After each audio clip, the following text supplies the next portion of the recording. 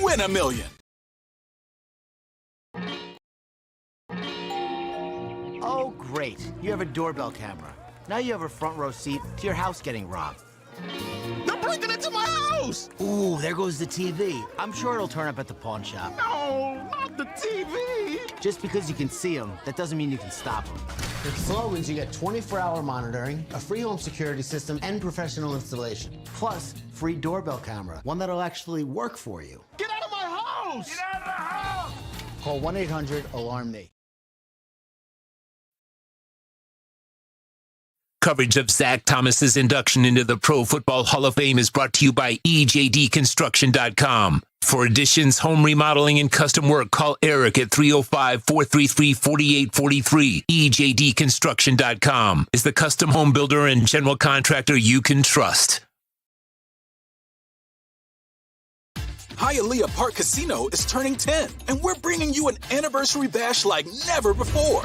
See $1 million, win $1 million. Join us every Saturday in August, where 10 lucky customers will have a chance to take home $1 million.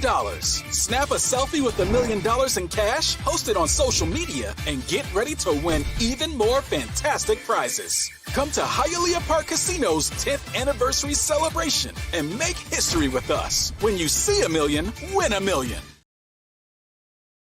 The viewpoints, statements, or beliefs expressed on the following program by the host, guests, or callers are not necessarily the opinions of FantasyAccess.com, Media Group Inc., ownership, management, sponsors, or website.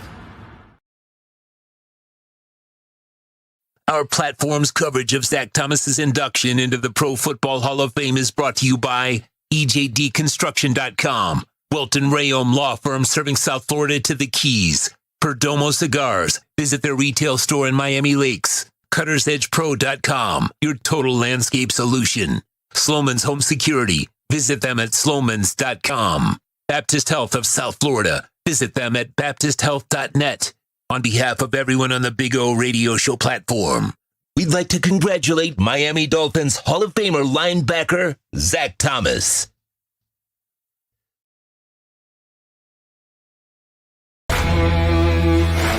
The Big O Radio Show hits the road once again. This time, Miami Dolphins fans, we're in Canton, Ohio to watch Zach Thomas get the honor he deserves as he's inducted into the Pro Football Hall of Fame. This road trip is brought to you by Cutter's Edge Pro, Sloman's Home Security, EJDconstruction.com, Perdomo Cigars, Baptist Health of South Florida, and Welton Rayom Law Offices. And now, here's your host, Orlando Alzugari.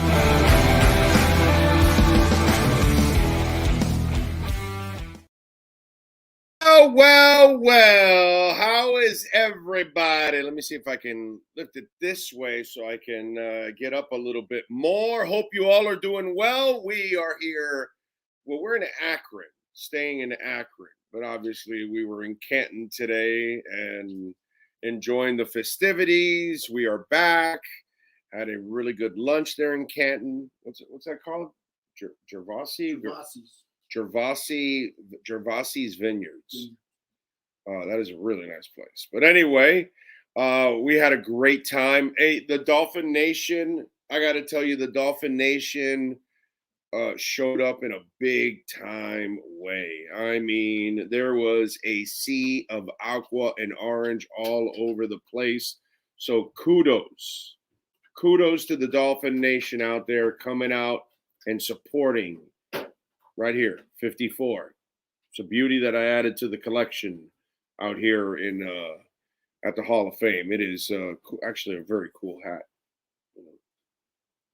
So, anyway, good stuff, and it was a lot of fun. Saw Joe Rose out here.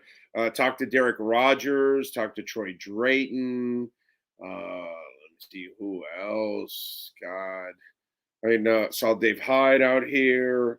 Some of the media guys locally. I saw Will Manso was out here. I think Mike Cunha also I saw. Hal Habib was also out here. Saw some of the local guys. So that was cool to see that our local stations were actually spending some money and covering an event that they should cover, man. And listen, it's one of those experiences I talk about all the time with the Senior Bowl that if you're a football fan, especially if you're a hardcore football fan, if your son is a hardcore football fan, you get to go to the Senior Bowl and you see these players before they become stars in the league. You know what I mean? And it's a really cool thing. And if you ever get a chance to experience, this is my second time. I'm blessed. I was here for Dan Marino, and now I'm here obviously for Zach Thomas. I wanted to come to the Jason Taylor one. We were planning on everything, the platform and everything to come out, but it was all the COVID crap and everything. I didn't think. And by the way, some of the issues that I thought for COVID kind of happened now, because they've limited us access. I was actually hoping to get video of players, and I didn't, because they separated the media now. The media used to be right with the players and the family members and all that. We were like, when I went for the Marino one in 06, right? I think it was 06. I was sitting right there with all the players. I was literally 10 feet away when Clayton caught the ball on the aisle. I was sitting a couple feet away from him, throughout the whole thing. So it was actually a cool experience. And this time they have you where the fans are now. The only people that are inside probably are just Hall of Fame family members and ex-players and, people that are probably, connected, maybe big sponsors, those kind of things are, and limited only to ESPN or NFL media, actually. Those were the only ones that were allowed in that section. So it was actually uncool, because that was something that I wanted to add, to it all. But the experience was awesome. I think a lot of you have seen Zach's, speech. If you didn't, go check it out, because obviously it was incredibly emotional. When he's talking about his teammates, when he's talking about his ex-coaches, when he's talking about his family, all of the things that just kind of come together, making Zach what he is. And then you guys. I was telling a fan the other day on Twitter that a little piece of every Miami Dolphins fan went into the Hall of Fame today, because it was one of those things that it's been a fight for us. It's not a fight about Marino. Like, there's no argument. There's no discussion, right? And then sometimes there's some players that they don't get in, they don't get the recognition, i.e. Richmond Webb, Mark Clayton, Kuchenberg. There are guys that don't get the recognition that they deserve to get into the Hall, right? And then there's the other guys that are the borderline discussion guys that we go back and forth and we say, is he worthy? Is he not worthy? And the pain that we all went through, it's like, what do you mean he's not worthy, dude? What are you talking about? Did you see the stats? Did you watch the games? It's not his fault that his offense sucked, and those of us that are sports fans that are maybe from other teams, you've experienced those players that are part of bad teams, but it's not the player's fault that, the Joe Thomas thing is a perfect example of a dominant player that was on a terrible franchise. And I forgot that his first year they went 10-6 in that introduction. The other thing that I thought was very corporate now that they're doing, did you notice that Jimmy Johnson's not live? Jimmy Johnson is sitting literally there with all the other Hall of Famers. Okay? And his presentation of Zach is pre-recorded. And it's played in the stadium, obviously, for you guys on television. Right? And it's actually not a live speech, where it used to be the live speech would be the introduction. Now they're so corporate and they want to tighten everything up to a T and edit it all down that they actually have the presenter pre-recorded. And I find that kind of lame, to be quite honest. I think the presenter should be live. That emotion should be felt. That's not, there's a, I get we went through a pandemic, but my Lord, listen, I respect the pandemic. I have 5 stents in my heart, so I had to make sure I respect it. But It's over. Let's get back to, I hugged a lot of people the last couple of days, especially yesterday. And thanks to all the fans that showed up, which we got to play that thing, by the way, Sean. I hugged a lot of people, shook a lot of hands. We got to get past this shit already. Let's go. Let's move. Let's get back to being more personable. You know what I'm saying? Maybe that's just the Latin in me, that I'm a person that likes to connect with people. But it's just kind of weird, and I just thought it was I didn't like it. I don't like it personally. I don't know about you guys. I don't know how you look at it, but for me, I didn't like it personally. That the presenter is not really live and it's pre-recorded and produced. You know what I'm saying? But Zach's speech was amazing, giving credit to all the people around him. And most importantly, he got what he deserves. He deserves to be with the greats. He deserves to be with the 370, right? Because it's 71. He deserves to be with the other 370 players because he brought us, a lot of winning football. Because if it's not for him in that defense, let's be honest, in those years, that was the greatness of Jason Taylor and Zach Thomas and Sam Madison and Pat Surtain and Tim Bowens. And he gave a lot of credit. That was a funny line. It was Timbo, when I get to see your fat butt in front of me, I know it was going to be a good day or whatever. I'm paraphrasing. I thought that was absolutely fantastic. But it was a lot of fun, an experience of a lifetime. I think it hit Sean more after, like when we were leaving. I think it hit him more that he was here, that he experienced it, and that kind of stuff, because it's special. There's only 370 of them, 71, right? Exactly. There's only 371 of them, right? So there's only one of these a year. And, and your team, we were just talking about this. Who's the next one? We talk about Kuchenberg, we talk about the Marx brothers, and we talk about, Richmond Webb. They all deserve to get in, but they're not getting in. It's like they're not getting nobody talks about Richmond Webb. They just don't talk about Richmond Webb. They don't talk about the Marx brothers. Mark Clayton, while Jerry Rice was in his heyday and Mark Clayton was in his heyday at the same time, Mark Clayton was the second best receiver in the league. Jerry will always be the number one receiver of all time, not just during his era, of all time. But Clayton at that moment, for a certain amount of years, was like the second best, and nobody talks about it. Nobody gives him credit. Incredible body control, a freak athlete that could jump, I don't know, bro, 45, 50 inches in the air. Strength like a linebacker, basically. Mark Clayton was, Duper was a fast guy. Mark Clayton had quickness, but he had a freakish athletic ability that Duper never had. This guy was just a phenomenal athlete, dude. And hands in traffic that were awesome, too. And nobody talks about it. Nobody talks about it. So I don't know who's going to be the next Dolphin that really is going to get in, and maybe some of these more modern day Dolphins here, and then we're a ways away from that. But it's a shame because Pat Surtain, Sam Madison aren't talked about in the Hall of Fame. So it's weird.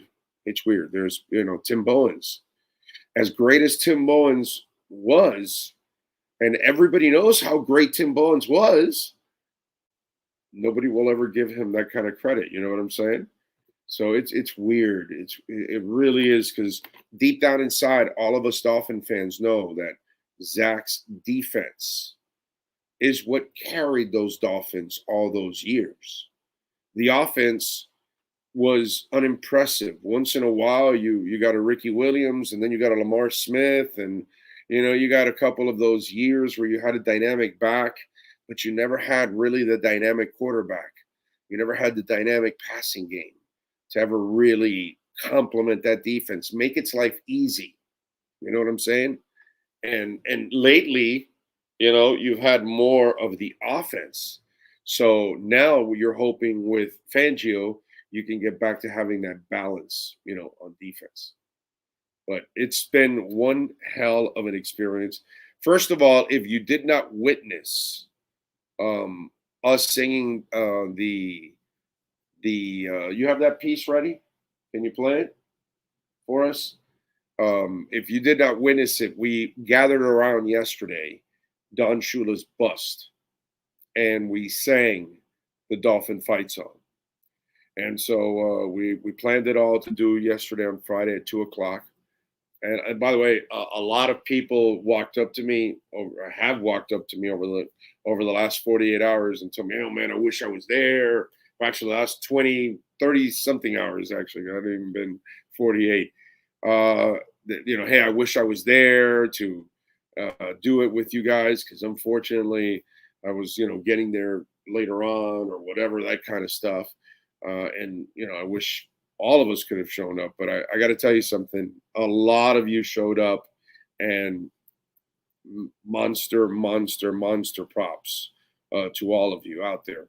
We haven't been on since, right? We were on in the morning, correct? That day. So we haven't been on since, and we should play that for you. Sean produced an entire piece. It's awesome. He's working on another piece for today. With Zach and all of that. Tomorrow, hopefully everything goes well. We'll have Zach. We'll have a one-on-one with him on Sunday, because tomorrow is actually my favorite event, which is the round table, where all the Hall of Famers get around, the inducted ones. They all get around and they kind of tell war stories and stuff like that, and joke around, and make fun of themselves and stuff, just like I did with Dairy Queen being across the street. And I have not gone to Dairy Queen. I am not going to Dairy Queen. I mean, it scares me from getting a blizzard, that's not something that I should be afraid to get. An Oreo blizzard is always good at Dairy Queen. But God, that hot dog incident just really burned me. By the way, please smash the hell out of the like button. We are working hard for you guys. All right, so please smash the hell out of the like button. It is very important that you smash the hell out of the like button. If you want to make a donation to the show, Cash App or Venmo at Cash Big O Show. That is Cash Big O Show, Cash App or Venmo. By the way, those of us that are in Star Atlas, what happened? Almost 20%. I think it's like 18, 19% right now. And SHIB also, man, some cryptos. Illuvium's another one. Kind of hitting some stride here. I don't know why. I mean, it was Star Atlas is kind of due, but we'll see. We'll see what happens. There might be, now they're all talking about, no recession. So hopefully better days ahead for all of us. Let's see. What up, Sean and O? Josh is in the house. Steven Gonzalez, Timothy Eason, Alberto Larios, Polly King 305, Isaiah says Zach's speech towards the end got special. Nearly brought a tear to my eye. I had my Oaks, so I was able to cry a couple times, and nobody knew, and nobody saw it, because I was able to hide it behind the glasses, which is a beautiful thing. But I'll admit it to you, because I admit how defective I am to all of you out there, because I am far from perfect. That's for damn sure. Carl Buchert is in. Jonathan Dill is in. Yes, sir. Long overdue. I am with you. Bromar Smelly in. William Troy. DL. Think Dodgers Blue. Alejandro says, great coverage. Thank you for your hard work. Awesome video of the fight song at the Shula's bus. Great crowd. Fin Nation has great loyal fans. We have great fans. All right, let me tell you something. And Sean will back me up because he was here. Obviously, the Browns Nation showed up. Duh. It's like 30 seconds behind your backyard. I mean, if we had it, I got to tell you something. Sorry, Browns Nation. The stadium would have been packed. We would have had all the seats full. They weren't full. There was a lot of seats missing, but the Browns Nation did show up. Jets fans, right? Props to the Jets fans. I hate giving the Jets any kind of props, but their fans showed up. And let me tell you something about their fan base. They showed up with more love for Klecko than Revis. And I don't know if Revis, because of he handled his career like a businessman, a lot of, which was super intelligent, by the way. You know, the fan may hate it because he controls and then went to the Patriots and all that kind of stuff. So Klecko was a Jet through and through, you know what I mean? Pretty much. So that's the difference between the two. But, you know, Sean and I were noticing that, man, there was a lot of love for Klecko. And then the Cowboy fans. Cowboy fans showed up, I got to tell you. Okay? The fan base that I'm not that impressed with, and I guess the Bengals was an older one. So, you know, it was an older player, so it didn't bring a lot of Bengals fans. And then, which is the other one that I'm missing that I wasn't impressed with? Who else got in that? Bengals? It was somebody else. That's a pretty prominent team. Damn it, who am I missing? But I got to look at the list. Look at the list. Look at the coach. It's the coach. I forgot which one it was, but it was there was another fan base that I was in. Denver for where? Denver was weak, very weak. Didn't see a lot. Who got in for the Raiders? Who was the Raiders? Somebody got in for the Raiders? Because Raider Nation usually shows up. Denver was weak. Weak sauce. Didn't see a lot for Denver, to be quite honest. Who was Denver? DeMarcus Ware. But he went in as a Cowboy. Yeah. So unless Bronco fans went and showed up. But there's somebody missing. Huh? Rondé Barber, Buccaneers. Oh, the Bucks. That's the one. Dude, the Bucks was weak. That's the one. Thank you. That's the one I was forgetting. I was not impressed with Bucks. And now maybe Rondé Barber doesn't inspire. And that's what I was kind of thinking. It's a boring position. And unless you're Steve freaking Atwater or Ronnie Lott, or trying to think of an electrifying safety that just like was absolutely sick. You know, those kind of safeties, maybe those kind of people would bring more of your fans. But I thought the Buccaneer, I thought it was super weak, like extraordinarily weak on the Buccaneers' part. Okay. And again, maybe if it's a more prominent name, they go or something like that. But for Rondé Barber, I thought the Bucks fans were incredibly weak. They were barely noticeable. Put it that way. Kind of like the Bengals fans, barely noticeable, I would say. Jets fans you can find your Browns fans, you can find your Cowboys fans, and boy, Aqua and Orange was strong as hell. You ready for that? Yep. All right, let's do it. Yesterday, we made history. Fan base, the Miami Dolphin fan base. Well, a portion of it, but a bunch of you showed up, and thank you all out there. You know, I had a little idea cooking in my head a couple of years ago, but because of the pandemic, we didn't do it. But this time around, we don't have the pandemic. We can meet and hug and shake hands and all that good stuff and get together and sing. And obviously the Dolphin Fight Song is our theme song. So we wanted to gather around Shula's bust because, Don, you are the man, always will be the man. And we figured we'd get around him and we'd have a little fun. And Sean Stanley produced a piece from yesterday. And here's how it went.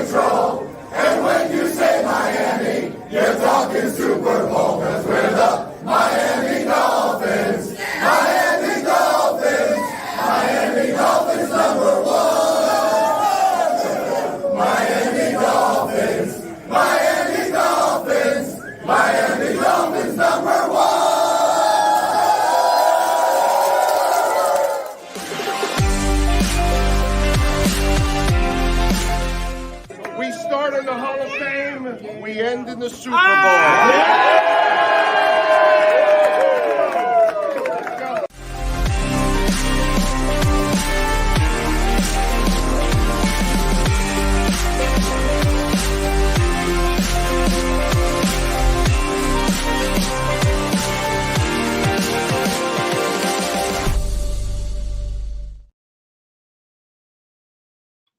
There you go. We start in the Hall of Fame. We end in the Super Bowl. I really believe that. And I really believe we would have had a better season last year if it wasn't for the damn injuries. But hopefully this year, things will go better. By the way, Alan Poupar will be joining us at 6:30 with our EJDconstruction.com Miami Dolphins report. We'll go over what happened at practice today in the scrimmage.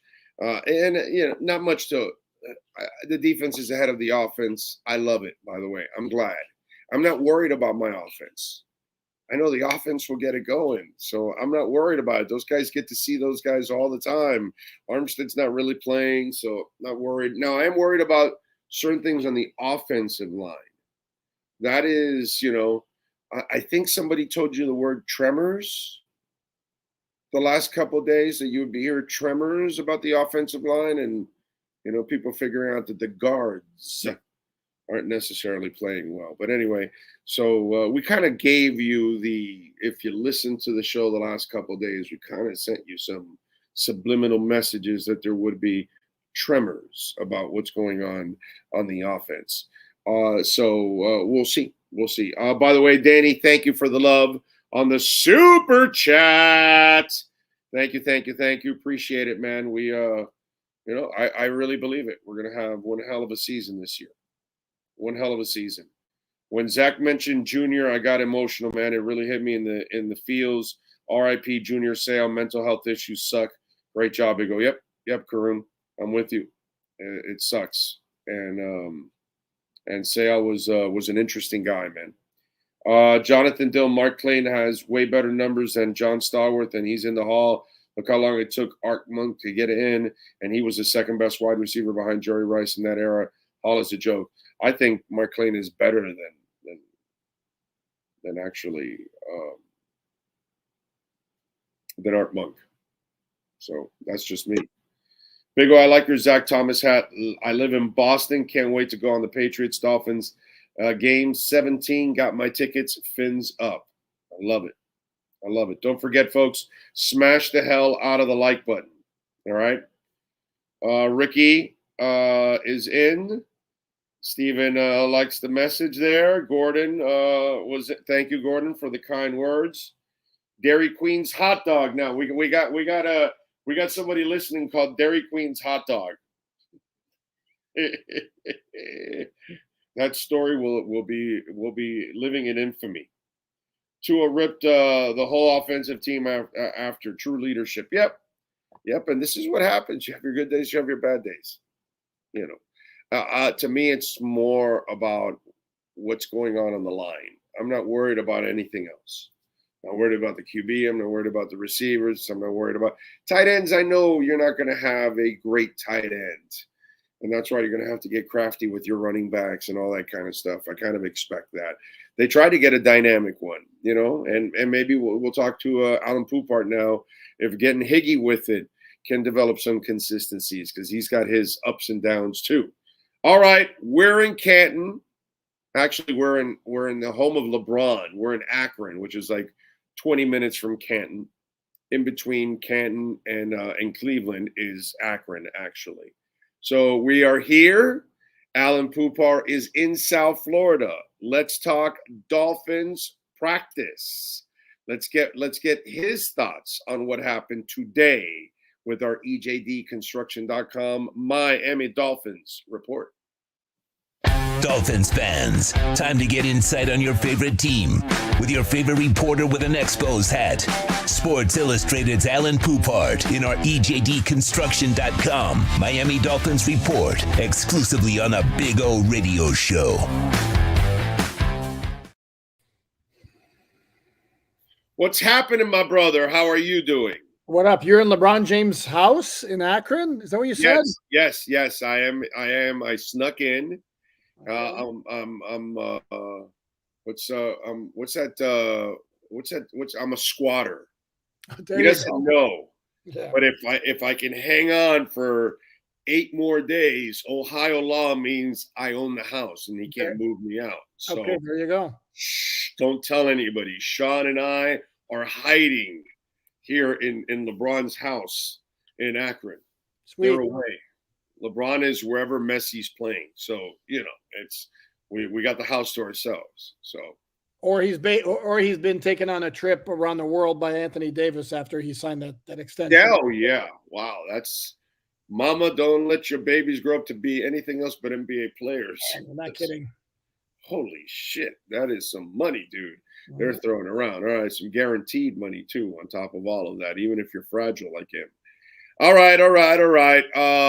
Let's go over the fragile state of the offensive line for the Dolphins, because I saw some of the reactions and the practice reports and all that stuff, and I think more is about the offensive line than anything else. I'm really not worried about the receivers or the quarterback or any of like thing.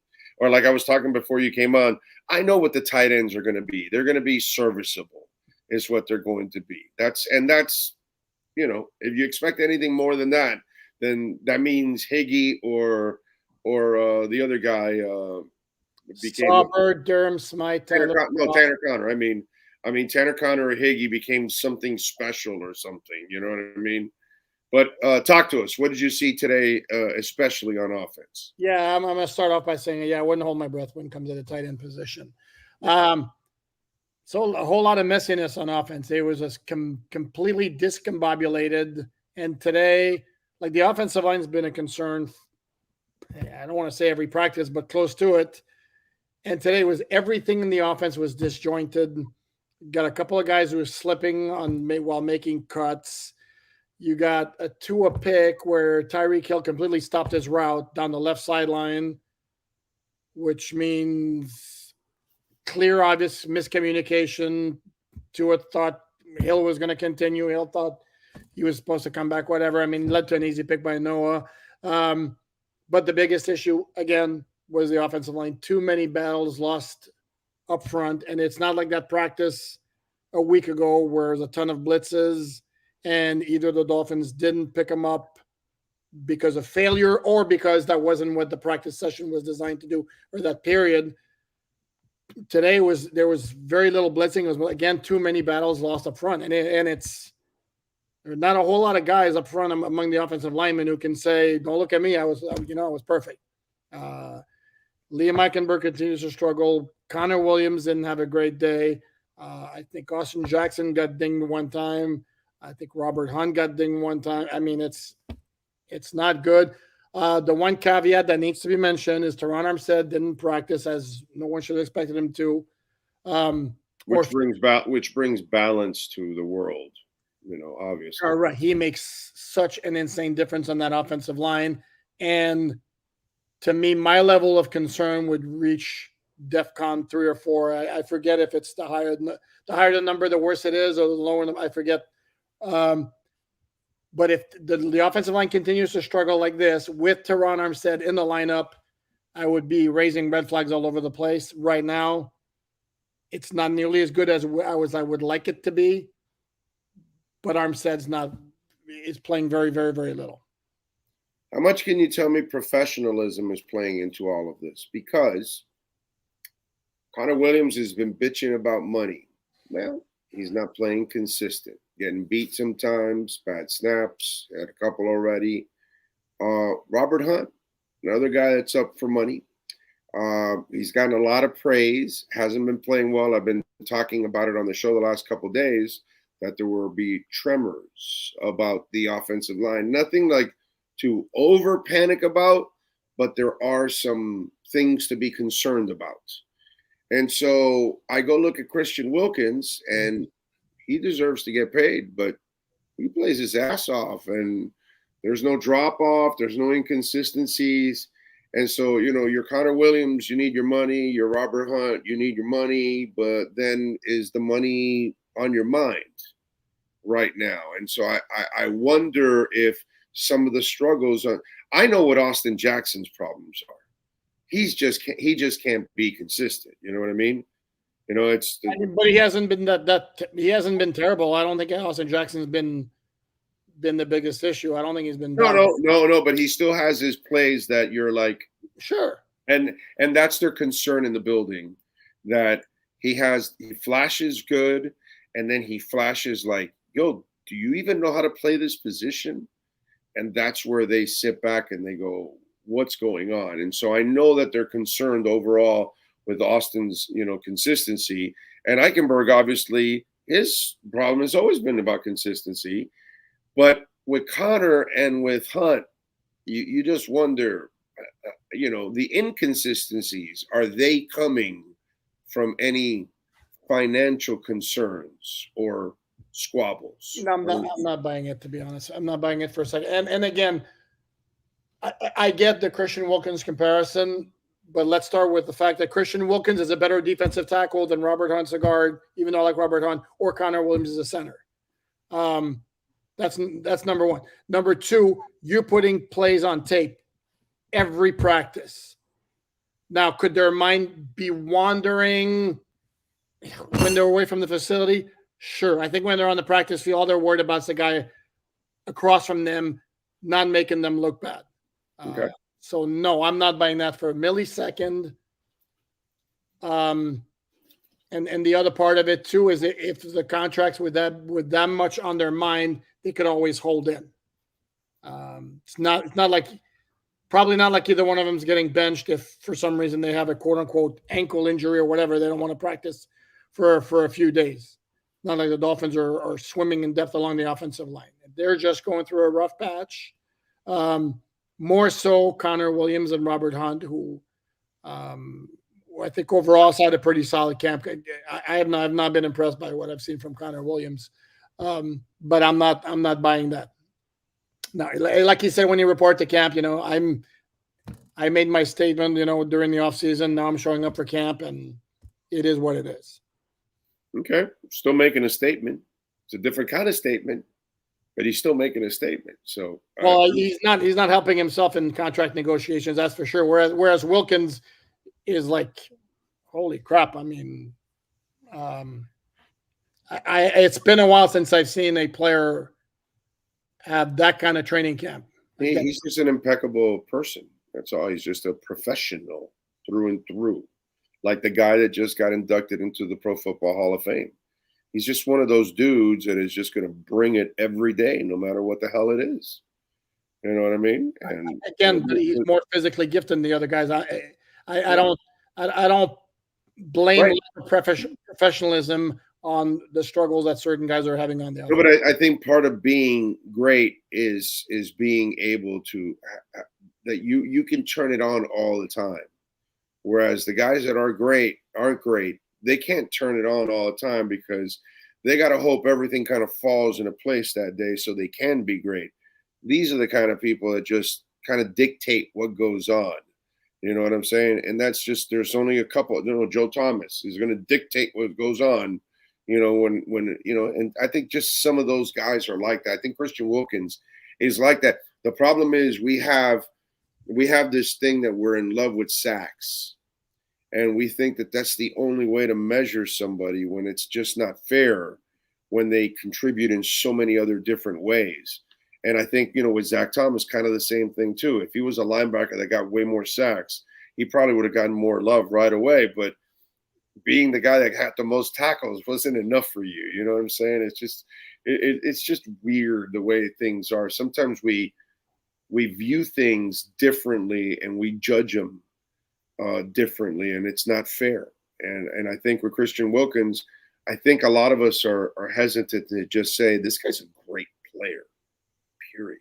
Well, we've had this discussion before. For me, I haven't felt him enough during the regular season the past couple of years. In the past game, in camp, he's impossible not to notice every single solitary practice in every single department. Now, will that translate to games? If that translates into games, I mean, pay the man his money right now. I think it's translated to games. It's just different the way he does it You know what I mean? And I've also said I think his sack numbers will go up this year because now you have a coordinator that's going to help him because the secondary hopefully is hopefully you have no more injuries. If you got Cater and Cam, I think you can get away with that side while Jalen's out. I'm not that worried. But I think if you start getting the pass rush the way you're supposed to, I think it'll open it up for him a little bit more. Well, let me go on record as saying I'm not all about sacks when it comes, especially when it comes to an interior defensive lineman. Right. Affecting the quarterback, which again, for me, not quite enough in previous years. In camp, he is moving the pocket every single solitary snap, it seems like. And I also would throw out, don't discount Eli Apple when you're talking about cornerbacks. Yeah, no, and yeah, Eli's it's great depth. It was a hell of a move, at this point. All right, so the other guy is Elijah Campbell, bro. He continues to shine, right? Every practice, he's making a play or two or something like that. This guy is another guy that could be the guy starting next to Holland. He's a dark horse kind of guy. I mean, Vic Fangio spoke to the media before practice Friday, and brutal assessments in terms of like how direct he was all over the place. And he was basically saying, I don't know who's starting next to Javon Holland. And I absolutely would not discount the possibility of it being Elijah Campbell. And by the way, that's the answer he's supposed to give. Nobody has become Javon Holland next to him. Nobody is X. Nobody's Jalen Ramsey at that spot. So nobody's like, I like Brandon Jones a lot. I'm a Brandon Jones fan, and I saw him turning the corner last year as a better cover guy and all that before he got injured. But in this scheme, ooh, doggy, you got to be elite in your coverage, and because you got to be so multiple and you got to be able to move around. So that I think to me, that's where the challenge is for Brandon, and that's why it opens it up for Elijah, and then. Once Trill gets back, is Trill going to go more to safety? Mm-hmm. So that's going to be interesting because those two guys have an advantage over Brandon because they're cornerbacks by trade. Right. Yes. Yeah, you're right. Brandon not being able to get back into the full swing of things also is not helping. And obviously the Dolphins don't want to rush him. He's coming back from an ACL, but that's not helping him in making his case to be the starter opposite Holland. And if I'm correct, I think one of the things I don't worry about with Trill is like I did with Bobby, with McCain. I don't worry about his size. He actually has the size to thump a little bit there at safety. Where with McCain, you knew he was a smart guy, you knew he was a pro and all that, but you were always like, dude, he's thin, bro, his body and all that. And in the end, he blew out his shoulder because he wasn't built to be a safety, bro. It's not his fault. He is what he is. The Bryce Thompson kid has rolled over from minicamp into that he's starting to show something. I'm not saying that he's Nick Needham and Trill Williams and Cater Kohu and the next, hey, wow, Sealer, who the hell is this guy? That kind of shit. But you notice him out there. He had two nice plays today. He had a sack on the blitz, and he had a great coverage on Jalen Waddle that pretty much forced an incompletion. And he's had a couple of good practices here and there. He's going to make the Dolphins think long and hard about making their decisions in the secondary. I've talked about how that experiment off tight end, because obviously they've got Croft and they've got Salbert and they've got Smythe. So those are the blockers, solid tight end catchers, all that. But then it's the other guys, the two guys that are more dynamic. Now Higgins seems to have a good play and then an off play and a good play and an off play. So how are you seeing that young man? Because obviously the other kid's nowhere to be found because he's dealing with an injury. No, correct. And John Embry, the tight ends coach, also spoke before. All the assistant coaches spoke before practice Friday, and I asked specifically about Tanner Connor in terms of like for him falling behind because he's been out. And Embry was talking about how excited he is about because of the progress he made last year. he hasn't practiced yet, so I don't know. Can we realistically count on him being a factor? I wish I could tell you I see Elijah Higgins as a guy with a lot of potential to make an impact as a rookie. I can't. You can practice squad right now, right? Yeah. See, the problem is we only have 3 games now.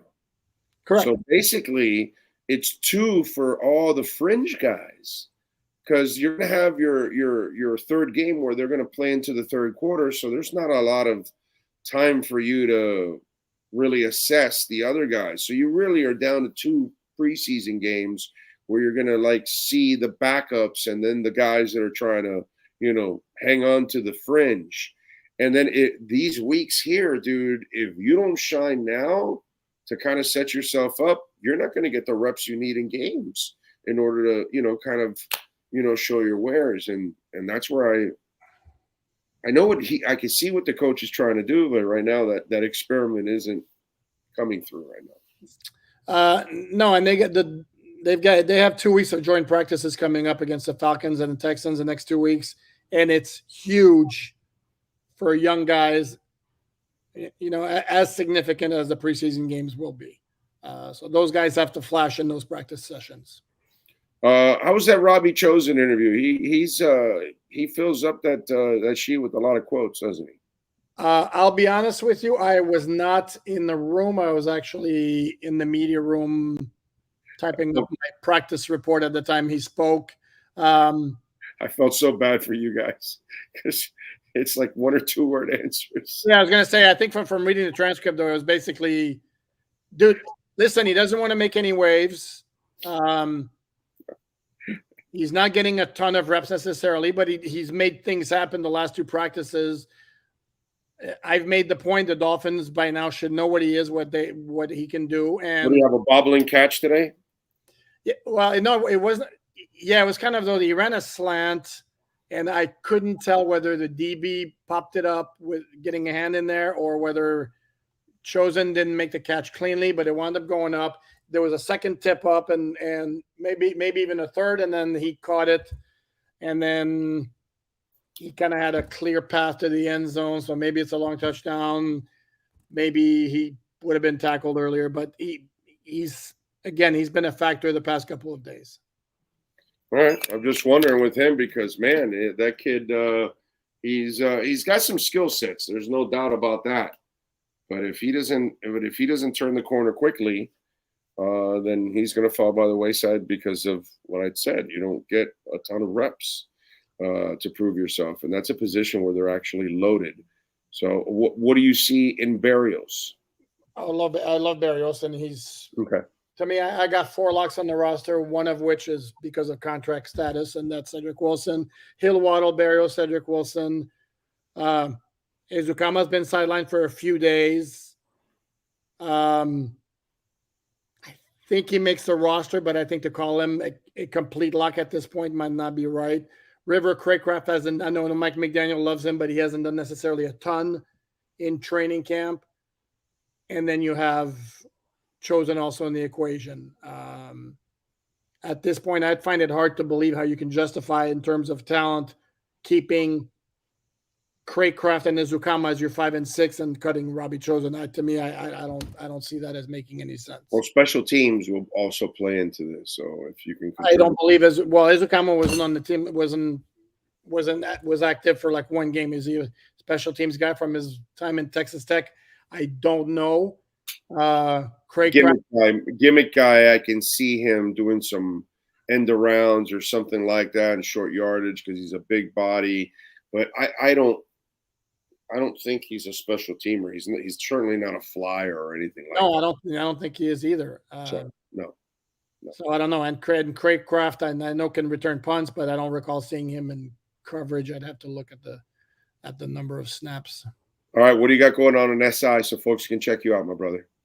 Well, we wrapped up everything. I did the practice observation. Omar had his stock up, stock down. Had a good look at the defensive tackle Marvin Wilson, who the Dolphins worked out on Saturday morning in light of their lack of depth along the defensive line. The Mike McDaniel media session highlights, and then we'll have some Zach stuff a little bit already that I have had. So there you go. All over it as always, and I've just put out a call for questions for a mailbag. So there you go. Send them into his bag. Follow him on Twitter at PoopArtNFL. Alan, as always, thank you, my brother. We'll catch up. Safe travels when you come back. Thank you, my brother. Appreciate you.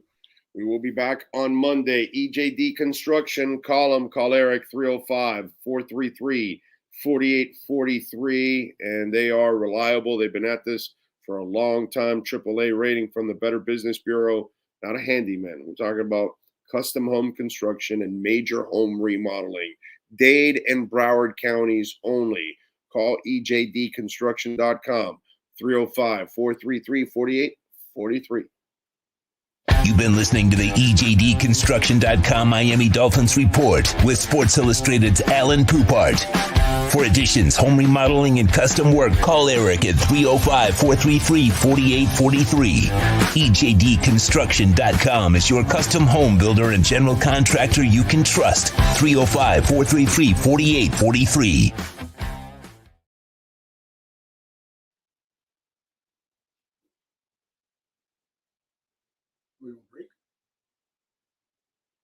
There's no need to drive around South Florida wasting valuable time looking for a new or certified pre-owned Acura. Go to the #1 volume sales dealership in the Southeast United States. Craig Zinn's Acura of Pembroke Pines. Purchase with pace and space in a dealership tailored to your needs. From home buying to providing that personal touch. Contact the 2020 Satisfaction Award winner Craig Zinn's Acura of Pembroke Pines. 888-776-5123. That's 888-776-5123. Or visit them at 15601 Pines Boulevard in Pembroke Pines.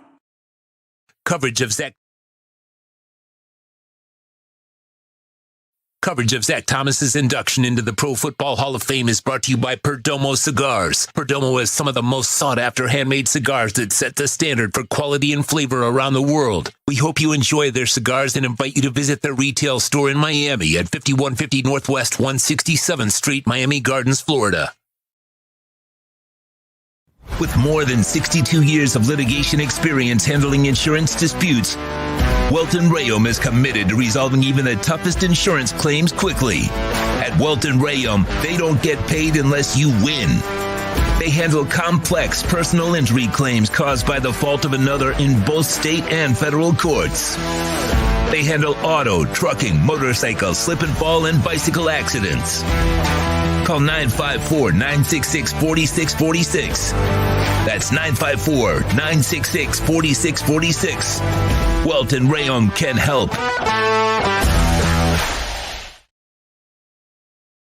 Coverage of Zach Thomas's induction into the Pro Football Hall of Fame is brought to you by ejdconstruction.com. For additions, home remodeling, and custom work, call Eric at 305-433-4843. ejdconstruction.com is the custom home builder and general contractor you can trust.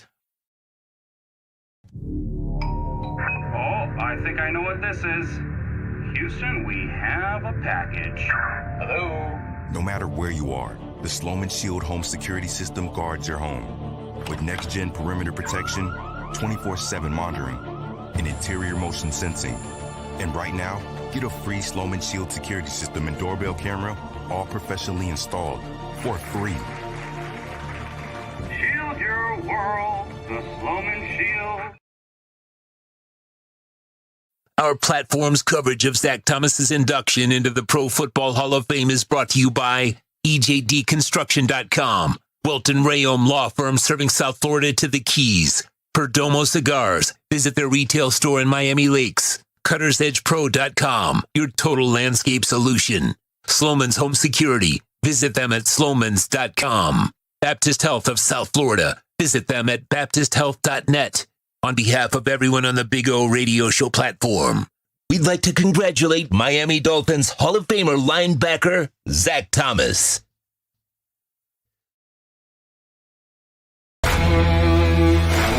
The Big O Radio Show hits the road once again.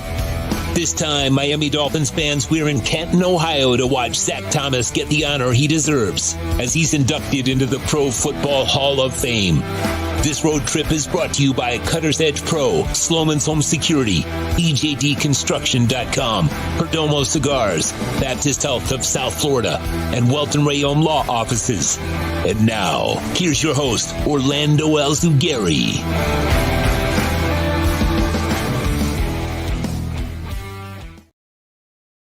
Friday, welcome back. And we are live here in Canton. Well, actually, we're in Akron, but obviously covering everything going on in Canton, which is 20 minutes away. And so we're staying here overall. Anyway, appreciate all of you tuning in as always and downloading, sharing. Please make sure you hit the like button. It is incredibly important.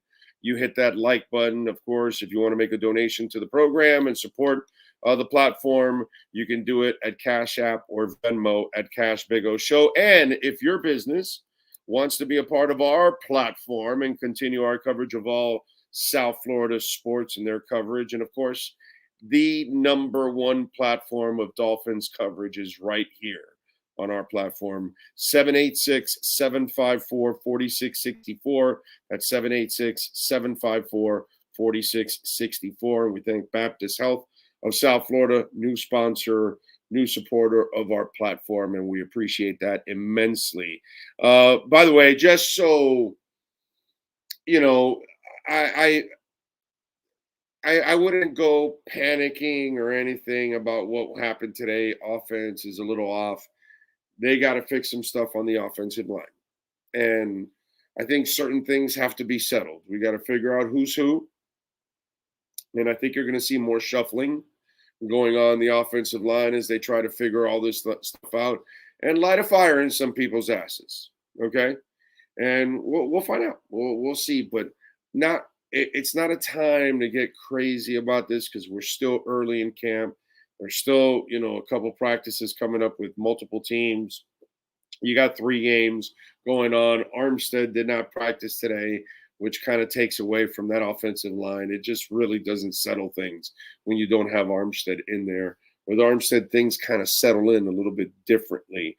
So, again, I'm not telling you that, oh, my God, you shouldn't worry about the left guard. That is not settled. The right tackle is not settled. Austin Jackson has just not really found the consistency that makes them comfortable. I personally think Kendall Lamb should start getting the call at right tackle and keep Wynn as your flex guy, as your swing tackle, and can help you at guard.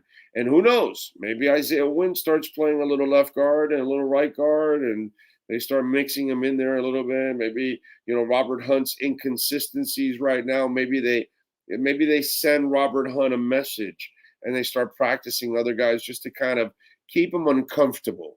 Robert Hunt's the guy, but right now he might be playing a little bit off.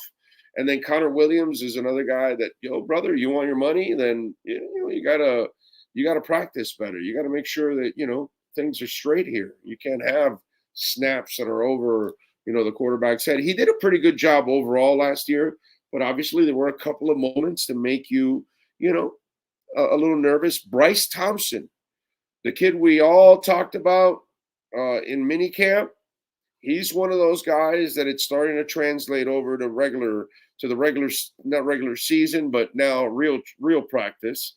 And is Bryce Thompson the next Cater Kohu, the next Trill Williams, the next Nick Needham? Although Trill never really got to the success of Nick or Cater or Zach Sealer, but a lot of us liked what we saw from Trill from one year to the next before he got the injury.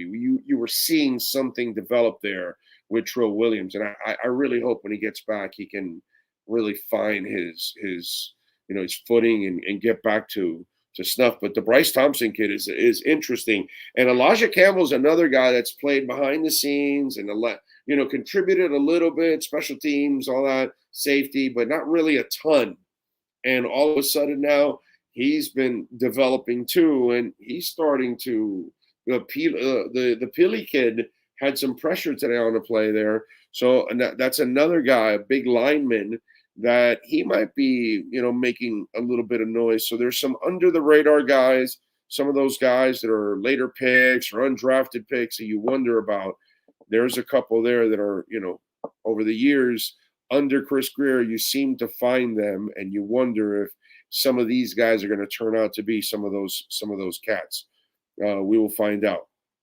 Isaiah Higgins, getting Higgy with it. We've talked about him. It's up and down, up and down, up and down, and the kid has just not really found his groove, and that's definitely a shame. So we'll see. Cam Smith returned to practice, and he has looked fantastic. Let's see, what else do we have? This team is going to ride and die with this line. The offensive line situation is a concern, a line that Greer could have addressed better. Well, he goes by what the offensive line people say, and they like these guys. So what are you going to do? Imagine an Inter Miami versus Club America final. Okay, I'm not talking anything but Dolphins right now, but I appreciate it. Jose Lucas, thank you for the love. I can't wait for the next Messi game and Inter Miami and the League's Cup. Really, I really can't wait. I'm looking forward to it. But right now, I'm going to keep it this kind of football on this entire podcast. And we're going to be joined by Cameron Wolfe any minute now. Cam will be popping in, and we'll get his thoughts on what's going on. Johnny Utah saying, Dolphins O-line is scaring me. Yeah, and Johnny, you had your knee rolled back up when you were in college, and I know that it's tough for you. You know what I'm saying? So hang in there, Johnny. We'll try to get the line and straighten up for you so you don't have to twist up your knee again. Cost you big time. Congrats, greeting from Vegas, says Miles Deep. Thank you, sir. Dairy Queen's Hot Dog says, I'm waiting for you, Big O. Tasty hot dog.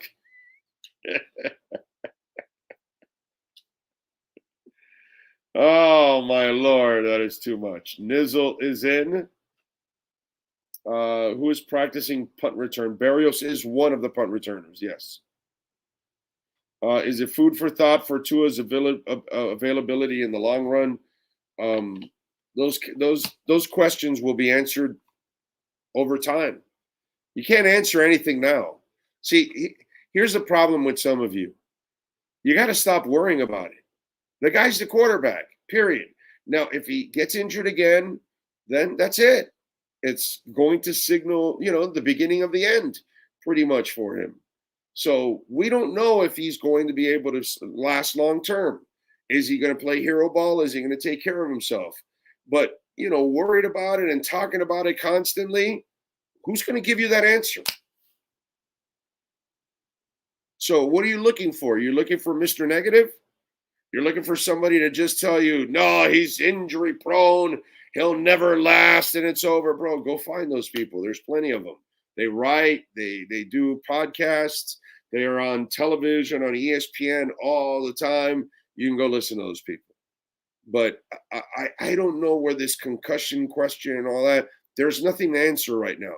There's nothing to talk about. Let's talk about football. Let's talk about the play. Okay, today they didn't play well on offense. They played really well on defense.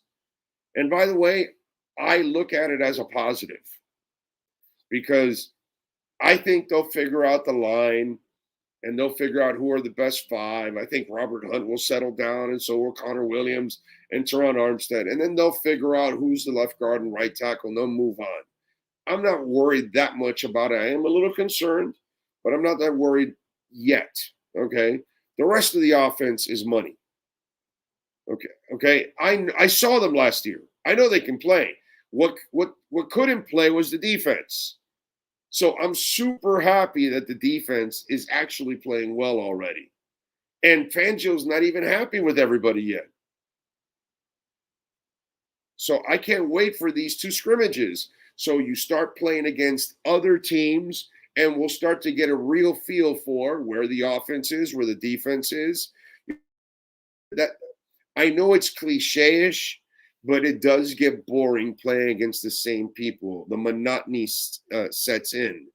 And so now the monotony will be broken up, and we'll have other teams, we'll have fresh faces, we'll have practices, and we'll find out where everything is. Because players don't want to be embarrassed.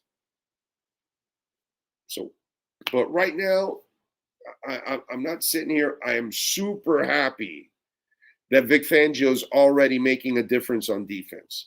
I'm super happy that he's getting already something out of Cam in a year where you just lost, or in a moment where you just lost Jalen Ramsey.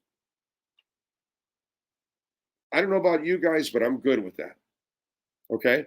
I know the offensive line is a work in progress. I didn't expect that, 2 weeks in, we're going to have all the offensive line issues solved. I don't know if you expected that, but I didn't expect that. And then as for the other guy, what's there to think about, dude? What's there to talk about? Oh, is Tua going to last or not? Who the hell knows? So if you're looking for something to satisfy your whatever it is, positivity, negativity, because that's really the only reason you ask that question. You either ask that question because you just need somebody to reinforce you and tell you, oh, it'll be all right. Tua's going to last forever. He's like a Timex watch. Oh, no. Tua's a disaster. He's going to break down. Forget about it. My G.I. Joe with Kung Fu grip lasted longer. I don't know what to tell you, dude. You know what I'm saying? I don't know what answer you're searching for, but there's nothing to talk about with that until he gives us a reason to talk about it. But for now, I'm just going to talk about football and what he does. Big O, are you like Omar and take a break from practice with special teams takes the field? I watch everything, Bromar. Everything. Offense, defense, special teams, sidelines, conversations, all that kind of stuff. And gather information also from inside the building. Not sure how many people actually do that on the beat, to be quite honest. Not saying Omar, I'm just saying in general. I'm not sure how many on the beat are getting the information from inside the building. Big O, your thoughts on Iggy? Give me a couple weeks, bro. Let's see what he does when you're playing against other teams. Let's see what he does in preseason. I want to see him in a game. I don't want to see brain farts. It's just, Iggy and Liam Eichenberg, the brain fart club. Okay? Oh, I'm sorry. Austin Jackson, Liam Eichenberg, and Noah Igbenogany. They are the brain fart brothers. So when is the brain fart going to stop? When are you going to pick up a stunt, Liam Eichenberg? Austin Jackson, when are you going to stop the plays that look like you have no idea what you're doing? Noah Igbenogany, when are you going to stop biting on a double move? When are you going to be able to track the football? When are the ball skills going to develop that you can anticipate all of that and read the receiver's eyes and react off his body language and everything when the ball is coming? No, Igbenogany, when are you going to show me those instincts and not the brain farts that I constantly see? So we've got the brain fart club, and those three guys are in the brain fart club. And that's what has stopped them from becoming productive professional players, is that they have those plays that will leave you like, yo, do you even belong here? And that's the problem. You can't do that to coaches. People in the building can't be watching tape, and one play you flash greatness, and then the other play you flash like, brother, you don't belong here. You don't belong in the XFL. Like, what the hell is this? You made this mistake? Are you out of your mind?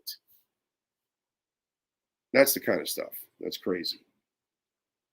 All right, give us a minute. Cameron Wolfe will join us in 1 minute right here. We'll talk a little bit about the Dolphins practice. Zach Thomas, all kinds of things coming up as we unleash the Wolf Pack. Coverage of Zach Thomas's induction into the Pro Football Hall of Fame is brought to you by Baptist Health of South Florida. From orthopedics, sports medicine, cardiovascular, and even cancer, get the world-class healthcare your family deserves at baptisthealth.net.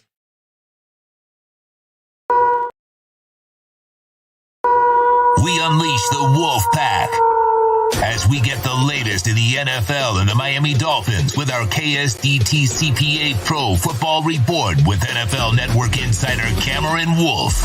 KSDT is one of South Florida's largest and one of the country's fastest growing accounting firms. KSDT CPA is a full-service firm that also excels in crypto. Visit them at ksdtcpa.com or call 305-670-3370. Here's NFL insider Cameron Wolfe. What's up, dude? Oh, what's up, man? What's up? You got a Hall of Fame shirt and everything? I do. I feel like this is the right day to do it, right? Zach's getting in the Hall of Fame, a big day. Another guy I covered, DeMarcus Ware, is getting honored. And so it's a good day. So I have bought this in Canton last year, and I haven't got a lot of days to wear it. Felt like this was a great one.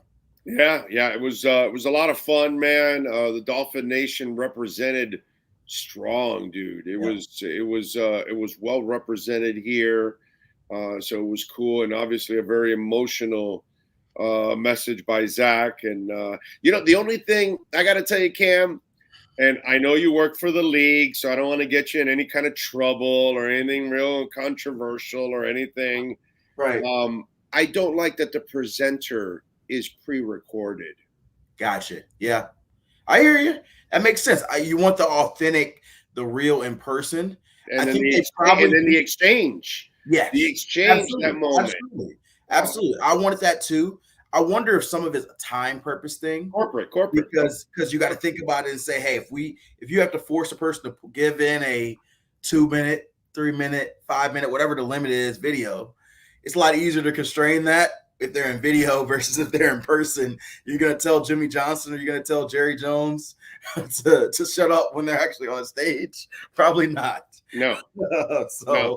I think that's probably the process, but I agree with you. I do wish we had a little bit more of those. It loses, because that's what this is all about, dude. Absolutely. This is their moment. I had my Oakleys on and I cried like twice. Yeah. Nobody knew. Yeah. Nobody caught me. Nobody saw it because I took the specific Oakleys that would wrap right around my eyes and everything. It said I can hide it in there, and I hid it in there a couple of times. But that's what this is all about, because it's with Zach, it's like when Marino goes in or Jason Taylor, it's like it's a no-brainer. It's stupid to even talk about it or even have a discussion. These guys are freaks. Right. But with Zach, I think a lot of fans had a lot of pain with this because they saw it every day how great he was for them. But then everybody else, it's like what Jimmy said. You're an overachiever, and he hates that word. You know what I'm saying? Mm-hmm. Because we always look at the short person or the person that has some kind of debility or something that you say, oh, well, that person's an overachiever or something. You know what I'm saying? And we don't just say that person's just great. Absolutely. You're right, because overachiever seems to indicate that you didn't have the talent. Whereas like Zach had the talent. Zach was overlooked because he was too small, because he didn't have the measurables, because he didn't run fast. Those things don't equate to talent. Those things may equate to physical skill set, but that does not equate to talent. He was one of the most talented linebackers of his generation, even with his size. It wasn't just, oh, this is a try-hard dude who just does it. No, Zach could play. Zach could straight up play. And so I'm with you that the overall overachiever label, the connotation of it doesn't give it the full notion. He overachieved expectations, but maybe those expectations were flawed, not because he wasn't good. Yeah, but overall, man, if you have a chance to come here and experience this, I'm lucky. This is my second time. I came for the Marino one, and now for Zach Thomas. So for me, it was a lot of fun to. And by the way, we were able to get together with a lot of fans. Did you see?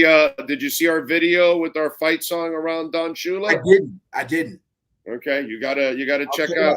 Once You I gotta, get done, I'll check this out. Yeah. you got to check out. It's right there on the YouTube page, right there. It's a minute long. We all gathered around Don Shula's bust inside Canton. Yep. And sung the fight song, which that's awesome. Yeah, that's awesome. That was fun. That is awesome. I'll check it out. And I know we want to talk some Dolphins practice, but I want to give you like a brief story to connect it that I thought was dope. Because I was here in Miami Gardens. I got in late last night from Atlanta. I was doing Atlanta camp, and I wanted to be here for the scrimmage. Wasn't able to be there for Zach's presentation. I've been to Canton, but I haven't been there for Hall of Fame presentation. I do hope to go one day. But I thought it was dope because the Dolphins had their scrimmage scheduled for 11 o'clock. And so they're doing the scrimmage, and literally a lightning delay hits just as Zach is going on stage to do a speech. And so that means that everyone, players, the fans in the stands, the media who are watching the scrimmage, all pause. And for the next hour, nobody's working. Everybody is watching Zach's speech. And so I felt like it was poetry. Like, I don't know if it was just me, but it hit me. I'm like, man, what are the odds that just when Zach is reaching the stage, wasn't a minute earlier, what a minute later, just as he's starting to get comfortable, the lightning hits, everybody goes inside.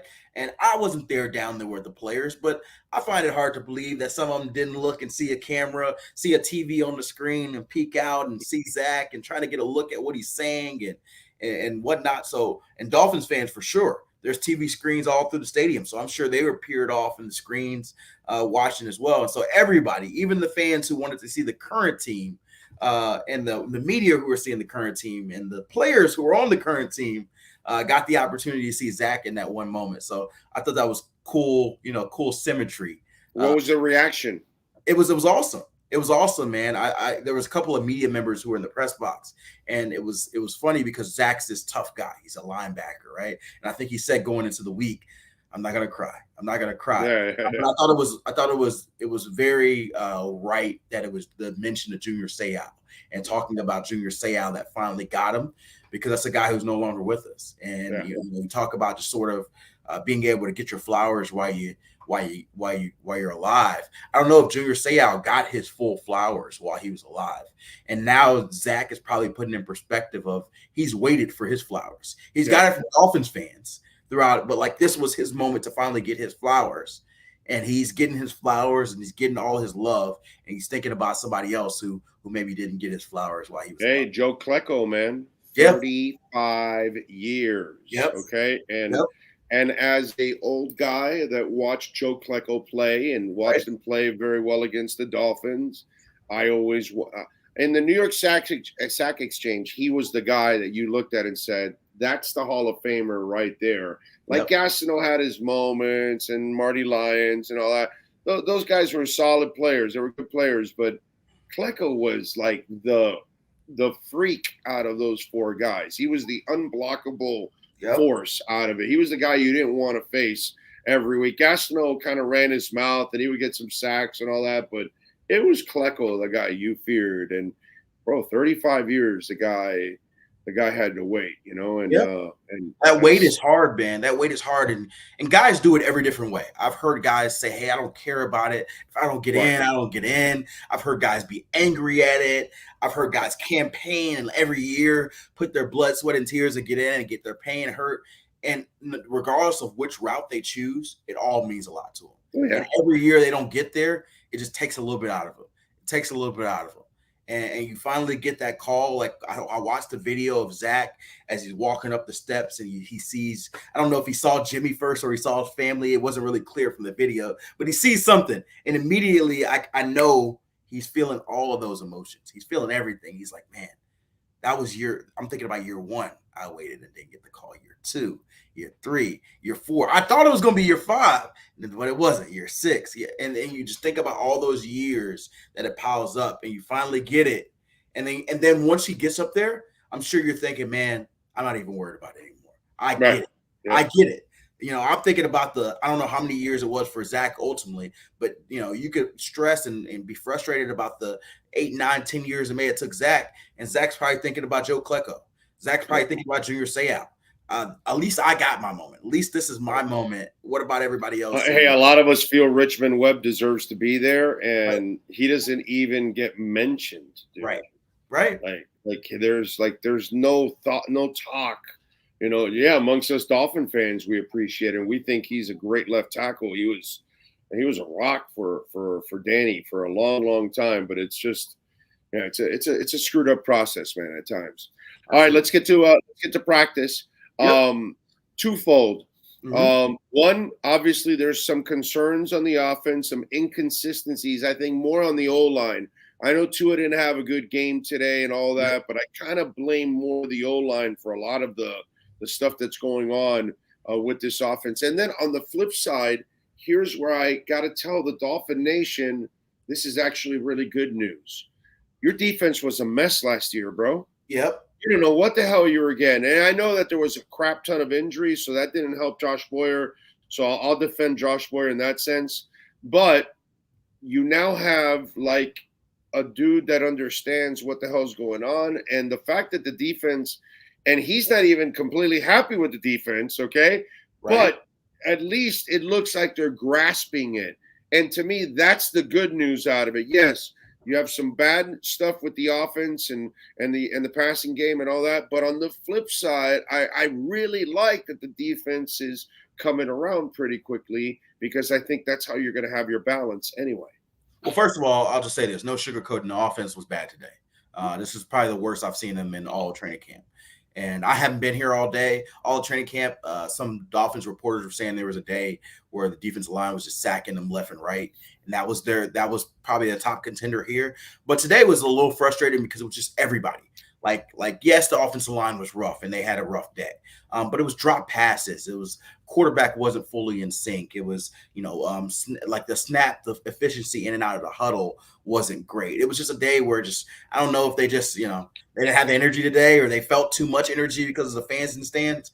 But that was a little bit discouraging, especially a week into training camp. So can't sugarcoat that at all. And so, you're concerned on the O-line right now that even a guy like Rob Hunt isn't playing consistently. Rob Hunt got beat a few times today. And Rob Hunt's a guy you usually don't worry about. You had to worry about him today. He was getting beat. Isaiah Wynn, Liam Eichenberg. These are guys who you're going to need one of those two probably to play left guard. Getting beat today. Austin Jackson, same thing. Like these are guys, Teron Armstead wasn't doing much out there with them. But still, that's one position. The other four positions were really getting dominated for much of the day. And so I've already told you the offensive line is my biggest concern. And today kind of, I would say the first part of camp, they started to trend better where I was like, okay, maybe we don't have to worry about them as much as I once thought. And then today was like, nah, this is still an issue.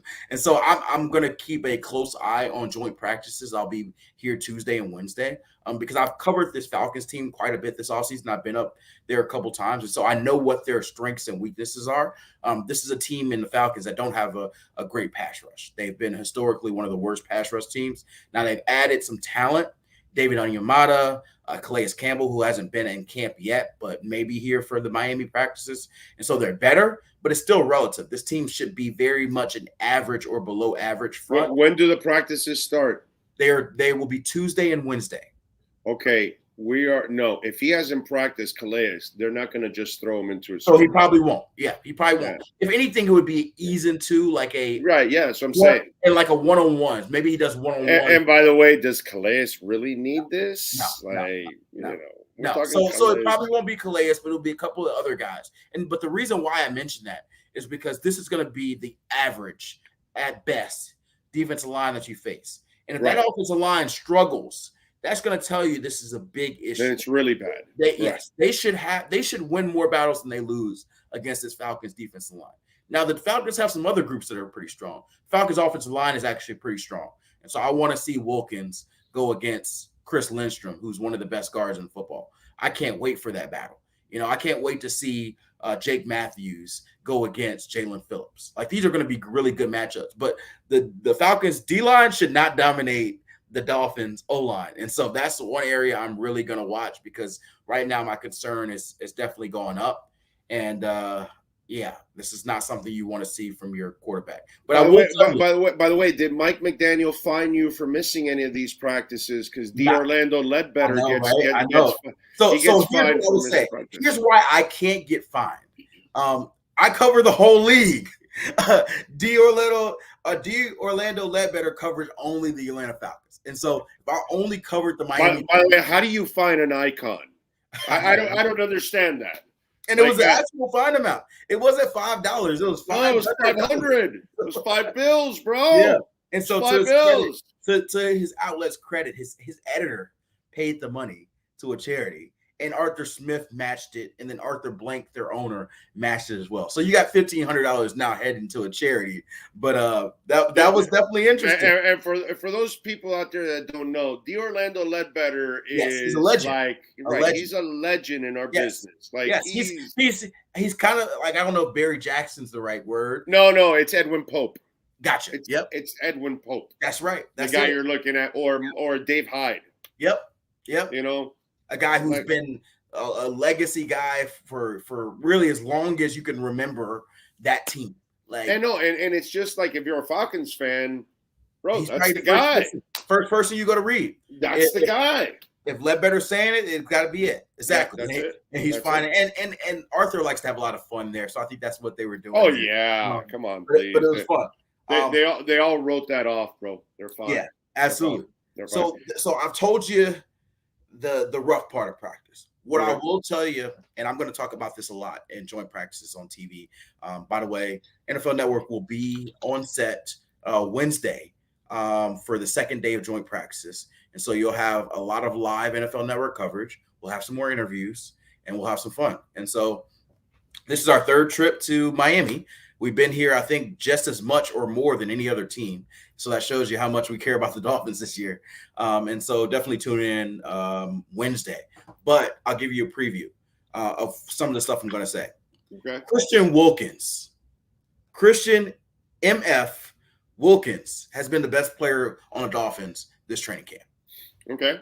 He has been the best player, better than Tyreek, better than Xavier, better than Tua, better than whoever you're naming. Christian Wilkins has been the best player on the training camp field. Okay, I agree. In my eyes. And I think he is becoming, and that was this is a big question I had coming in. Who is going to be the leader of this defensive group? You lost a guy in Landon Roberts, who fans had some, he may not have been the best coverage player. He might not have been two down linebacker. He's a two down. But there's nothing wrong with who he is and what he brings to the table. He's exceptional as a two down linebacker. But one thing that he was really good at that fans probably didn't realize is he was that vocal leader of that defense. He was the captain. He would set up meetings with the defensive line, with the linebackers when they're having rough practices. He would be the guy to get in their butt. And so you need that guy, right? Xavier's not that guy. He's not going to talk. That's not what he does. No. So the best players are not always your best leaders. Jalen might have taken more of that role, but now he's hurt. Javon's still a little young. He's growing into that role, but it may be a couple of years before he fully takes on that role. And so Christian, although he has it in him, easily. And if I'm choosing a number two, I'd probably check Javon as the number two. Jesus, but especially because Javon's naturally more, I guess, vocal. Christian is energy. Christian's energy, effort, show you how to do it. Javon's probably the guy who can chew you out. But I will tell you what, this defense goes how Christian goes, and Christian unleashed today, and the defense unleashed today.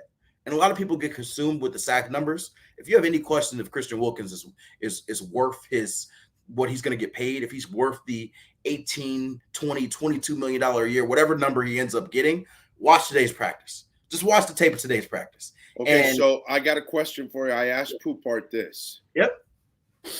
Christian Wilkins deserves to get paid and paid big. He hasn't gotten it. I know he's going to get it. I'm not really concerned about it, so that's not what this question is about. But he still hasn't gotten paid, and he's out there, and he's hustling, and he's playing the best, like you just said. Connor Williams complained about money. Robert Hunt is also thinking, I need to get paid too. Right. They're struggling. They're not playing up to snuff. Is money on his mind? Is his mind on his money? Yeah. It's a good question. And so I'm just wondering, because some guys, you and I have covered the league. Yep. Some guys can compartmentalize that and they can set it aside and still do their job. And then other guys, that affects who they are a little bit. Right. Because they're bothered. They're not getting what they think they deserve. They're getting shortchanged, that kind of stuff. So I wonder if there's any of those concerns with two guys and not with the other. So I'm not in these guys' heads, so I don't know what they're thinking, what their mindset is. But I will tell you this. Connor did sit out of practices, so you know there obviously had been decisions made based on money in his mind. I haven't seen Christian miss a single practice, even the voluntary ones. And it's voluntary, so I will not knock a guy for missing those. But he and I think Robert Hunt is a little different because he's still on his rookie deal. But this is his last year. It's on his last year, but typically you don't see a lot of guards in particular get early extensions if they're not all pros yet. True. That being said, Robert Hunt's certainly worthy of an extension, and I think he will be a Dolphin for a long period of time, and he's going to make a lot of money. I just think that in the hierarchy of like priorities, I think it's Wilkins, then Williams, then Sealer. Well, yeah, Sealer and Hunt. Yes, and to me, Hunt is probably below Sealer. Actually, I'm paying Holland before I'm paying Hunt. Right, but Holland still has 2 years left on his deal. So, but it's one more year. There's a year difference. One more year after this year. But your point is, my point is of the guys who have 1 year left. Actually, Holland does not play on his final year. Hunt may play on his final year. You do not allow Javon Holland to play on his final year. Yes, Javon Holland's another guy who is not going anywhere. I feel pretty good about saying Javon Holland will be a Dolphin and make a lot of money. Oh, yeah. Please. Those people back there think, we could have had Minka and Javon sitting in the backfield if we wanted to, and we could have had the best safeties in the NFL. Nobody would have had a tandem like that because you could have alternated with the two. They could have played. Man. I miss Minka, man. Minka was my type of player. Minka was my type, and I know Dolphins fans still feel some type of way because he asked out and his mom. I'm telling you guys, first of all, I don't know how much of y'all have watched Minka. That's not the point. It's what you said. It's what you said. There's not a Dolphin fan I've ever met that says Minka sucks or whatever. Right. They know he's a hell of a. They know they don't like how it ended. And I'll tell you what, you guys don't know the whole story of all that was and what happened in that situation. You got Brian Flores there, who's, he's a very strong-willed guy. And you got Minka in a situation where, he's a strong-willed guy. And it was a team that wasn't winning. He's playing the positions that he does not want to play. And I still feel like they should have found a way to make it work out. And when I say one more thing, he's watching Bobby McCain sacrifice his ass for no reason at all. Yeah. When Bobby's not a safety, he's a corner. Right. And he's taking a beating and blowing out his shoulder. And Minka's like, F that, dude. I'm not doing that. For a 2020 team that, was one of the worst in football and had to deal with the tanking labels all season. And so I don't blame Minka as much as I think Dolphins fans do because I know the situation. Right. But I'm just telling you, man. I think, by the way, now that Dolphin fans kind of know the way Flo was, they may also kind of ease up on Minka because it's like, well, bro, Philbin and Flo, both those were two guys that just didn't have people skills. They lacked that one thing that they weren't strong with people skills. You know what I mean? And that was an issue for them, unfortunately. All right, Cam, what do you got going on in the NFL Network so folks can check you out? So they have been working me hard the last 2 weeks. So I'm going to take this weekend and just kind of chill for a little bit. I just left one of my daughter's friends' birthday party. So unfortunately, I haven't been able to chill today. I went to practice and then a birthday party. But now it is 7:35. I am going to take a shower. I'm going to drink something strong. And I'm going to watch Jake Paul and Nate Diaz tonight. And then tomorrow I'll go to church and hopefully do nothing Sunday and Monday. And then I'll be gearing up for joint practices Tuesday and Wednesday. And I told you we'll be there for NFL Network coverage on Wednesday. And then I'm actually going to go up to Carolina to see the Panthers and the Jets Wednesday night so I can be there for Thursday's practice. They have joint practices as well. And then I'll be there for their preseason game. By the way, I'm confused. Is the Atlanta practices here or there? Here. Okay. So the Falcons are coming down on Monday, and they will practice here Tuesday and Wednesday. Okay. And then the preseason game is Friday. Okay, good. I'll be there for Tuesday's practices. Okay. Wednesday I can't. I'll be Gotcha. I'll be in Quebec, Canada. Oh wow, Quebec. Yeah. Quebec. Yeah, Quebec for 2 days, then Montreal for 3. Okay, and then back here. Metallica. I'm going to see Alter Bridge in Quebec, and then I'm going to see Metallica for 2 nights in Montreal. Gotcha. So, okay. We work hard, we work and party hard. Yeah. It's the way, it's one life, bro. Gotta live it. I hear you. Gotta live it. Cam, you're awesome. Appreciate you as always, my man. Make sure you follow him on Twitter at Cameron Wolfe and support him there at the NFL Network doing his thing. Thank you, Cam. Appreciate you. All right, you guys have a great one. You got it. That is your KSDTCPA sports. I was going to say Miami Dolphins report. This has been the KSDT CPA Pro Football Report with NFL insider Cameron Wolfe. KSDT is recognized by Forbes as one of the top tax accounting firms for 2022. KSDT CPA is a full-service firm that also excels in crypto.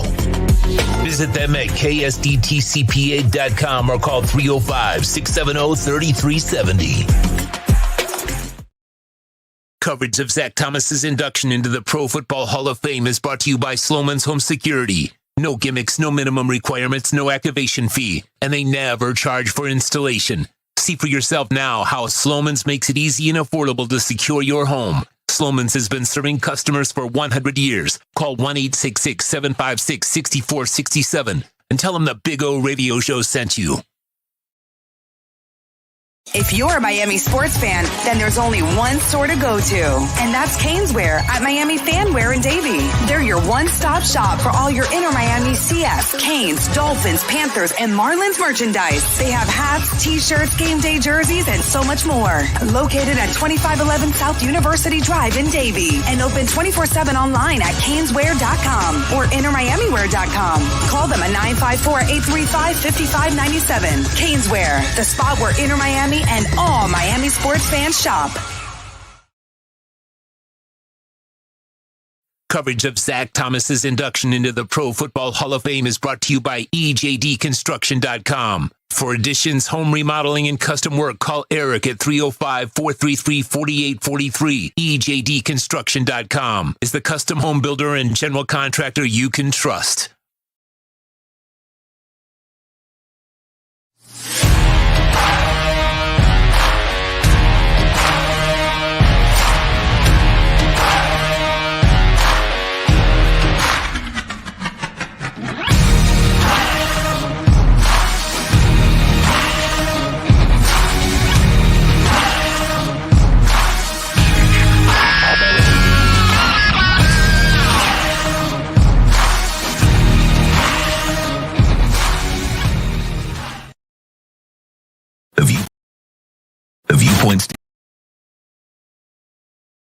The viewpoint statements or beliefs expressed on the following program by the host, guests, or callers are not necessarily the opinions of FantasyXS.com, Media Group Inc., ownership, management, sponsors, or website.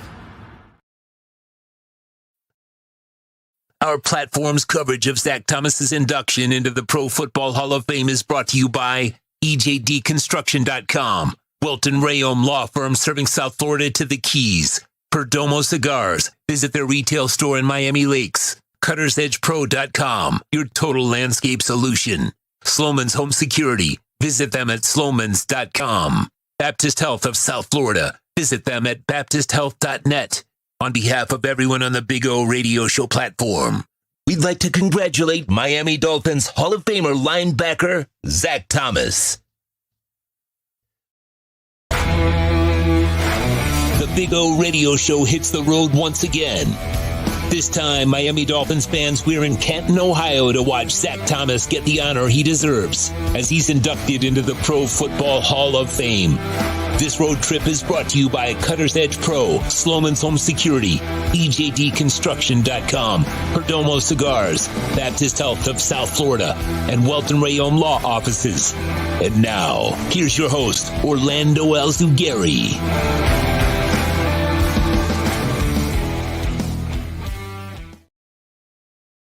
All right. We're back. I see J-Town says I'm ready for the Chargers game. I don't think the Dolphins are ready right now for the Chargers game. They got to get ready.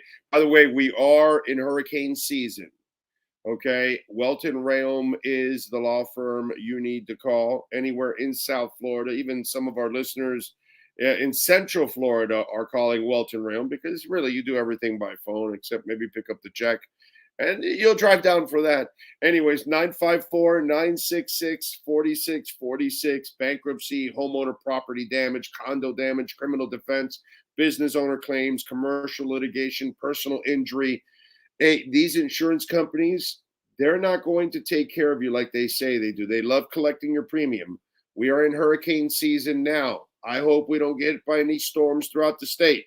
But if it happens, before you call those insurance companies, you call Welton Rayom first because they will have their adjusters. They'll send over their adjusters, and they're going to make sure you're going to get what you deserve. So call them, 954-966-4646 for Welt and Rayom. Call them, folks. All right? They can help you out. All right, you got any you got any questions here to wrap up here this final segment of the show? We can answer anything you want. I see there's a lot of stuff going back and forth between you all out there. South Florida Don, I was crying too, bro. I admit. I guess you were admitting also after I admitted it. And Gus 1388, you are correct, bro. It's a great day for Dolphins fans. To see Zach get the honor that he deserves, brother, it makes me incredibly happy. Like I said, Zach is a guy we all fell in love with because he was real. Because he bled it, man. He wanted to win badly. He left everything out there on the field every single time. You know, when I saw him in the last press conference, I kind of asked him about that story of leaving it all out there. And I remember him against the Bills game where he had like this crinked neck. And he came back off the field and he was like twisted, dude. And like the trainer's checking him out and all that, and he's just focused on the field. He's hurting, you know. And he's like, they need you, and he just runs right back in because defense had to do their thing. And he's a special dude, and I think that fans picked up on that because it comes right through the TV screen, it comes right through on the field, wherever you see him, he was real. Everything about him was real. Nothing about Zach Thomas is phony. And I think that kind of stuff resonates with any human being, pretty much. Whether you're working for a corporation or it's a friend of yours or an athlete that you admire or something, when you see somebody that's real, you gravitate to something like that. You know what I mean? Because you know they're being honest. They're not trying to play the politics and hide behind this or what. No, dude, they talk about their faults. They talk about their strengths. They know they have weaknesses. They know they're imperfect, and you appreciate stuff like that. We all do. I appreciate it because we all live the imperfect life, don't we?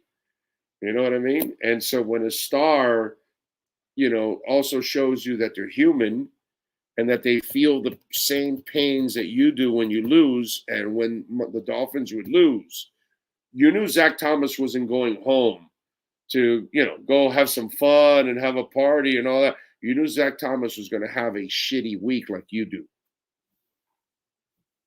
And that's why fans all over the world that followed these Dolphins, and by the way, I love that they use the old logo on his hat. Okay.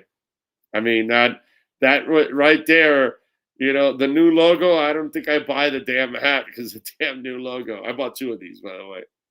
I am stashing one. I told them, I'm only going to wear this where I know I'm not going to sweat, so I won't sweat up the hat. I'll make it look nice because I like to keep my hats fresh if I can. You know, if I'm going to go hot somewhere and sweat, then I'll make sure I know that kind of hat is to be used in that sense with this one. But the other one, brother, I'm going to put that bitch on ice, and I am not going to do anything with it. You can probably sell it for 10 times its value in a few years, actually. Anyway, so By the way, one more thing. When sports and business collide, folks, we like doing something called the KSDT CPA Sports Business Report.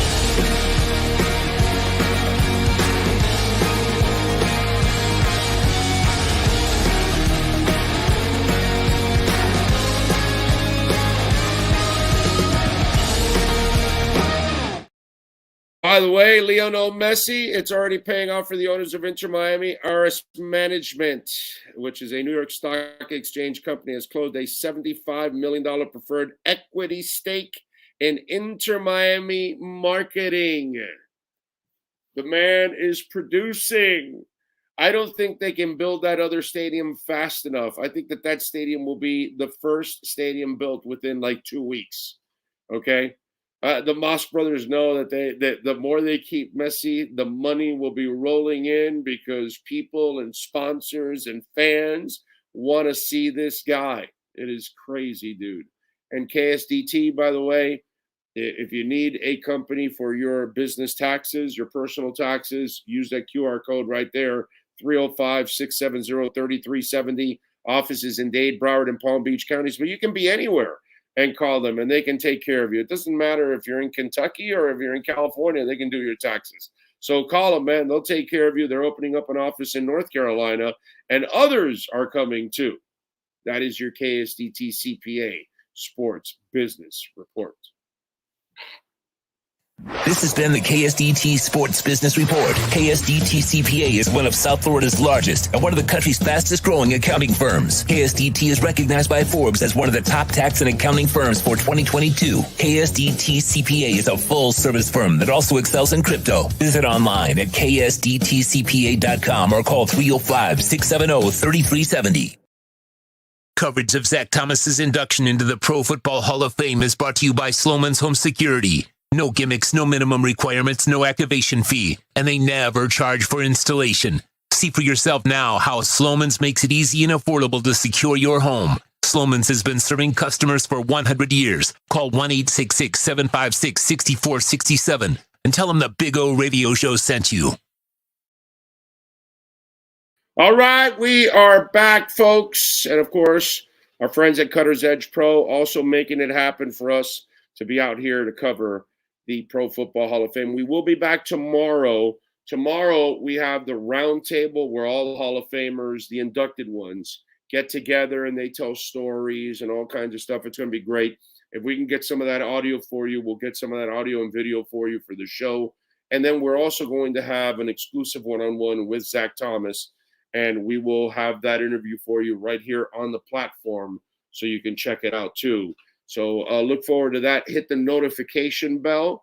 Hit the like button. It is very important you hit that like button whenever you're watching our shows and all of that, man. That gets the algorithms going so other people can find the show. On behalf of Sean Stanley, the man that masters this entire platform every single day, we'll see you all tomorrow. Same time, same place, same bat channel. You've been listening to the Big O Radio Show live from Canton, Ohio, as Zach Thomas is inducted into the Pro Football Hall of Fame. This road trip is brought to you by Cutter's Edge Pro, Sloman's Home Security, EJDconstruction.com, Perdomo Cigars, Baptist Health of South Florida, and Welton Rayome offices.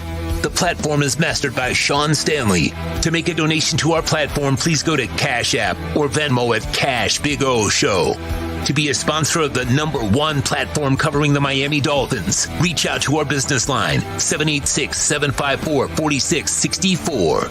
On behalf of everyone that contributes to this platform, thank you for your support. Go Fins!